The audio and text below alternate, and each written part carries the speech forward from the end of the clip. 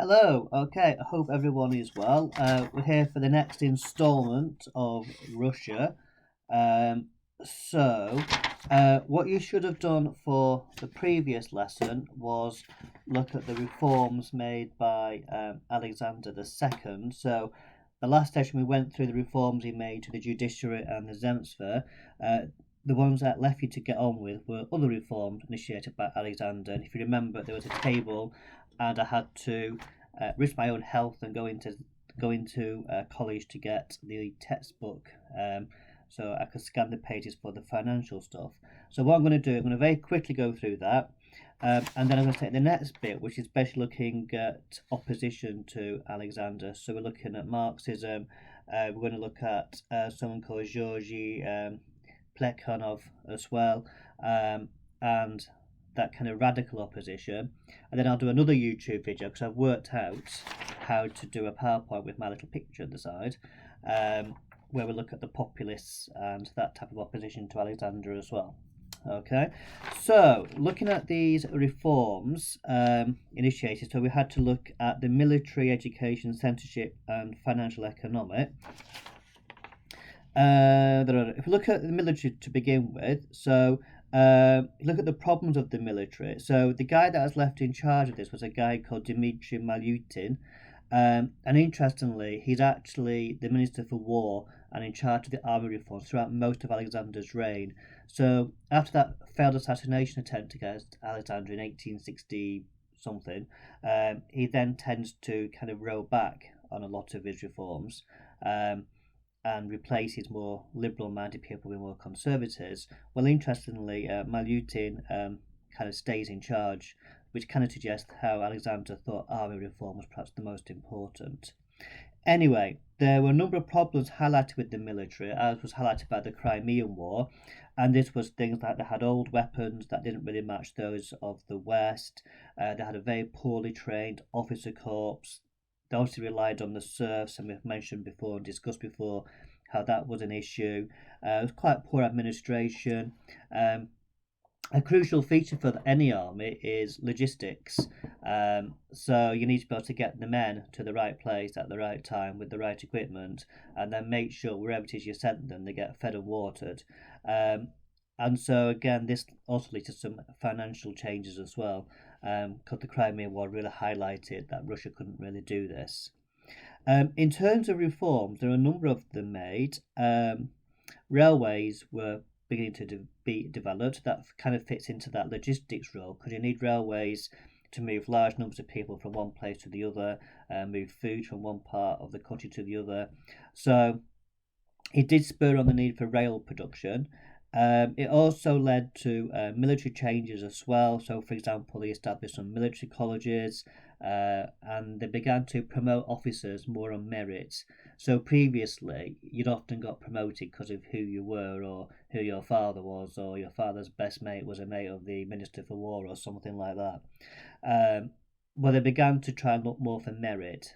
So the idea was, because some of those people who got promoted before were pretty crap.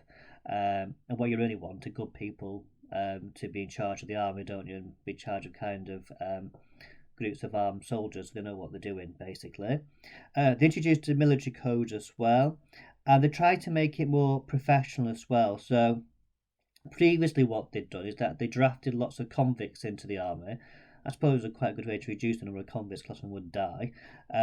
So they got rid of that because, again, convicts don't make very good prisoners. They tried to reduce the punishments that they gave to soldiers. So, while lots of soldiers were very brutally treated in the Russian army before the reforms, capital punishment was quite high amongst the army as well, against soldiers who had been suggested done various things. So they tried to reduce the number of crimes in the army which received a capital punishment. They actually reduced the length of service as well, down to 15 years. And all classes were now liable to military service. So beforehand, it was mainly the lower orders who were kind of drafted in to be like the body bags, basically. And you tended to have the middle class, like the upper classes, the counts or whatever. They would often be like the people in charge, the generals, whatever. But they tried to make it so that all classes were more liable to military service. And again, in the hope that would raise the calibre. So there were some of the military reforms that began to take place. In terms of education, again, there was quite some significant changes early on. So before Alexander II, a great deal of education in Russia was done by the church, and it was church based. And of course, they taught, obviously, the Orthodox Church, the key features you need to know about Christianity, but not much else. You had lots of illiterate people, so education was really poor, it was really patchy. Lots and lots of people couldn't read or write. And what happened under Alexander was you began to see schools being open to all social classes. So there's a spread of education. The number of secondary schools increased as well. And radically, in 1864, women were allowed to go to secondary schools as well and have a secondary education. The curriculum was extended as well. So rather than just being based on the church and kind of traditional kind of the Church of Russian, basically, it began to be extended to cover more modern subjects, some of the sciences, for example, some of the classics as well. And in terms of education in universities, this was extended as well. So in 1863 to 1870, the universities had less state control and were given greater independence to look at their own curriculums, etc., etc. So you began to see under Alexander a more liberal kind of education system beginning to be established. Now, what he does, which we'll do in the future lesson, is that after that failed assassination attempt, he actually, to some extent, kind of claws back a bit about this. He appoints someone called Tolstoy, no relation of the author of War and Peace. He appoints Tolstoy to be the Minister of Education, and he begins to try and turn things backwards a little bit in terms of education to some extent. It does remind me a bit of Michael Gove, but anyway, we'll come across that in a future lesson. In terms of censorship, so you had quite a lot of censorship in the reign of Nicholas I. Alexander II relaxes that censorship initially, but then that leads to problems because it leads to criticism of the Tsar and the Tsarist regime, and Alexander believes it's undermining his attempts to make changes. And so what you began to see later on in his reign is a rowing back against this again, especially after that first assassination attempt. But initially, he does try to relax it. The Ministry of the Ministry of Interior says anything not considered dangerous to the regime could be published. They begin to approve more foreign texts coming into the country as well, ideas from abroad. And this leads to the number of books being published increasing. So in 1855, 1,020 were published. It was 10,691 by the 1890s.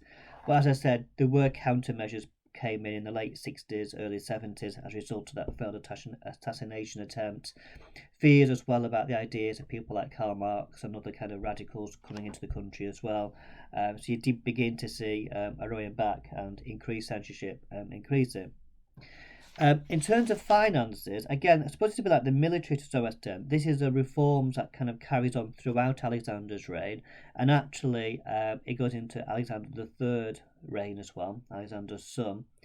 And we'll look at the economy across the entire period when we do one of the thematic areas, but there are some early similarities and comparisons you can make with Alexander II and later Stalin as well regarding financial and economic changes.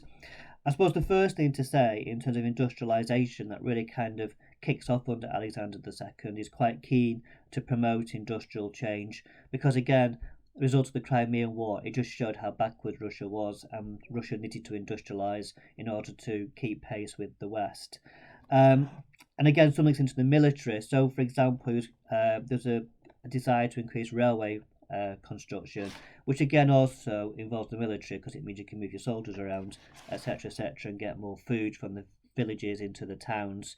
And you need the railways in order to allow the towns to grow because there's no point building factories in towns and no one's there because there's no food for them, etc., etc. So railway construction, again, this begins under Nicholas I's reign. and then it really kind of picks up under the reign of Alexander II. He appoints someone called Mikhail Rutan as the Minister of Finance, and again he's in from 62 to 78, so he covers a big chunk of his reign. And he really proposes railway construction. They build, for example, just before Rutan, they build, for example, the Moscow to St. Petersburg railway to quite a high standard. And again, if you read the book, it tells you about the increases. I think it was sevenfold or something, increase in railways, etc., etc. So you begin to see railway construction, and a lot of it's state done as well. So it's the government, it's the state deciding where the railways will go. So a lot of state intervention. If you compare this to like Britain at the time, when Britain was building its railways, remember you had the Liverpool, Manchester one, and you had the Stockton and Darlington and all the rest of it. A lot of that was done by private money. They had to get permission from Parliament to build a railway line, because it would have to go through landowners' lands and stuff. But actually, it was private competition. Hence, why you often have like 3 or 4 railway lines going between the two of the same towns in Britain. You had these competition between the different industrialists. Well, in Russia, it was more kind of state controlled and state sanctioned, which arguably might say makes more sense. But anyway, so railway construction develops. You also see new industries being introduced as well into Russia or being promoted. And you see as well some Westerners coming in and being encouraged to come to Russia. So again, from that reading, you got these Welsh guys, they call Hughes, I think, isn't it? Who transferred iron and steel production in Russia. And again, it says something about it being 32,000 Welsh Russians as well in that part of Russia. So you begin to see people from outside coming. Was it Ludwig Loop, which is a great name, isn't it? From Manchester. Civilization coming to help out with some Russia industry, and the Nobel brothers of the Nobel Peace fame, they too were involved. There's various other bits as well. There's about taxation exemptions as well, etc., etc. So the first real steps towards industrialization, I suppose, are taking place under Alexander II, and it really kicks off later under his Alexander III with the Great Spurt, which we'll come to at another time. Okay, so they're the reforms initiated by Alexander. Again, financial, economic, and military kind of throughout his reign. Education is more the early years, and then he kind of rose back a bit. Censorship, again, there's a bit of a liberalisation at the beginning of his reign, but again, it begins to roll back on that following that failed assassination attempt. And of course, this leads us on to opposition to Alexander. He faced opposition from two ends. He faced opposition from conservatives, supporters of his father, for example, and some of the landowners who didn't like the changes because they liked the way they'd always lived their lives. They liked the old Russia, Mother Russia, blah, blah, blah, blah, blah. The church as well, we'd always run things this way, why do we need to change, etc., etc. So you have kind of the conservative backlash. But also you had this more radical kind of backlash as well. His reforms hadn't gone far enough. They needed to be much more significant. So his reforms have been criticised for being too radical and not radical enough. And you began to see some who believed that just actually the regime, the whole autocracy was dead and it needed to be replaced, essentially. So the first of these real opposition is Marxism, which I'm sure most of you have heard about. So in your booklet, you've got a thing here about Marxism, a nice little picture of Karl Marx.